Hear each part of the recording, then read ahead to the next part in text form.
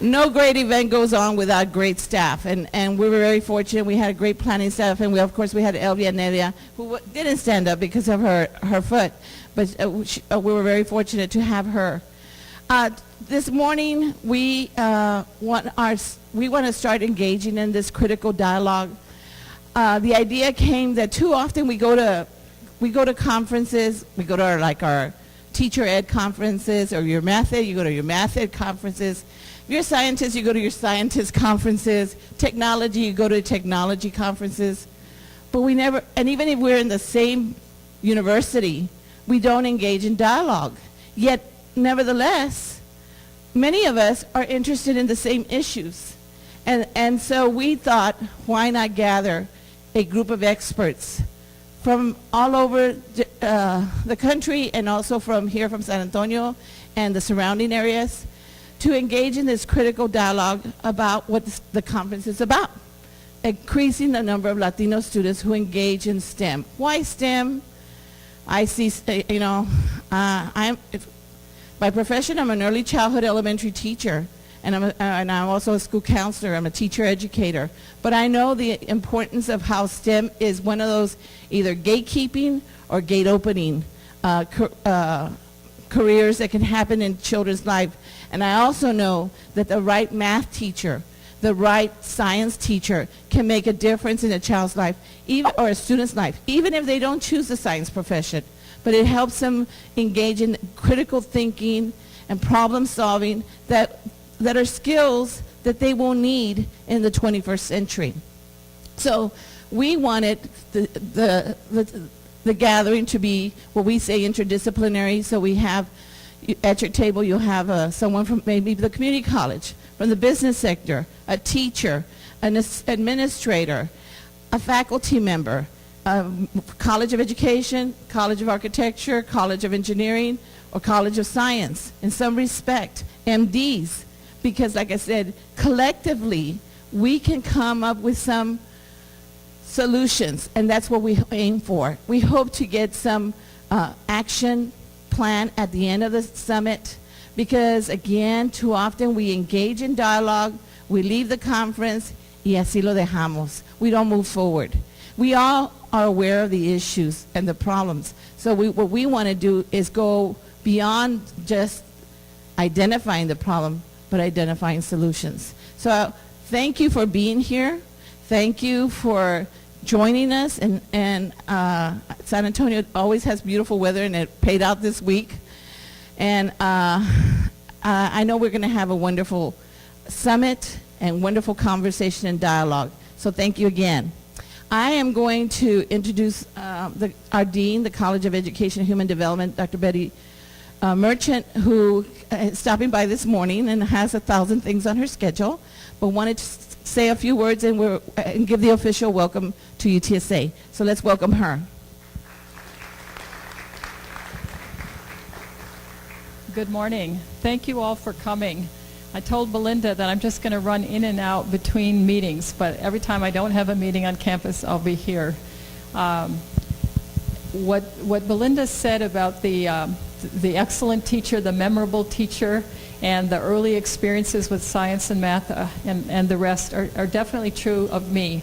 I was always in a science club from as early as I can remember. I was always with a group of kids that would call and say, "Go outside, the northern lights are out." And because I grew up on the Canadian border up north, and I would run outside, and it was magic to me. Science was always magic. And every aptitude test I took, I turned out to be a chemist. But at that time, females were not encouraged to go into science. It was nursing or teaching. That was it. And because blood makes me very queasy, initially I picked teaching, and it turned out to be a really good choice.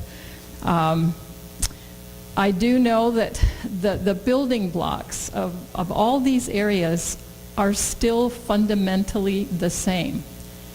We have a lot of new knowledge, but the sort of underpinnings are the same, and it's a dogged problem. It's a challenge that seems to elude us, these STEM areas. In the 50s, It was your moral and patriotic obligation, if you identified as being talented, to go into one of these areas. You just knew that. That was what you had to do because of the Sputnik race and the race for space and so on. And then many of you in here will recall the subject matter. So then we went through this phase where it was because teachers didn't know the content well enough. So we had content matter experts from the disciplines come in and teach teachers content. That didn't work either. The two groups didn't seem to work so well together. Then one of the things that I really got in touch with was the fact still that for females and certain populations, these areas were not areas that you were to aspire to. And I'm not sure that that's changed a whole lot even now, especially for females.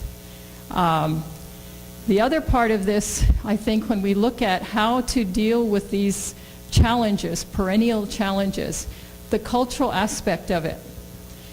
I was not an effective algebra teacher on the Navajo reservation until my Navajo colleagues said, you know what, in the Navajo language, there is no word equivalence for the terms that you have in math. There are only two terms for math: more than, less than.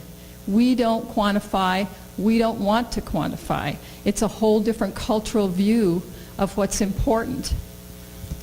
Once I understood that and then talked to the students about that, they just raced right through the algebra curriculum.